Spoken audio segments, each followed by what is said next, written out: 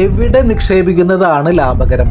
നിങ്ങൾ കഴിഞ്ഞ വർഷം ഇതേ സമയം 1 ലക്ഷം രൂപ പല സ്ഥലങ്ങളിലായിട്ട് നിക്ഷേപിച്ചു എന്ന് കരുതൂ. അങ്ങനെയാണെന്നുണ്ടെങ്കിൽ ഇതിൽ ഏതായിരിക്കും നിങ്ങൾക്ക് ഏറ്റവും കൂടുതൽ റിട്ടേൺ തന്നിട്ടുണ്ടാവാൻ സാധ്യതയുള്ളത്? നിങ്ങൾ കഴിഞ്ഞ വർഷം 1 ലക്ഷം രൂപ ഗോൾഡിൽ നിക്ഷേപിച്ചു എന്ന് കരുതൂ. അങ്ങനെയാണെന്നുണ്ടെങ്കിൽ ഇപ്പോൾ അത് 1,36,000 രൂപയായിട്ടുണ്ടായിരിക്കും. 36% റിട്ടേൺ. നിങ്ങൾ സിൽവറിലാണ് നിക്ഷേപിച്ചിരുന്നെങ്കിൽ 44% റിട്ടേൺ നിങ്ങൾക്ക് ലഭിച്ചേനെ.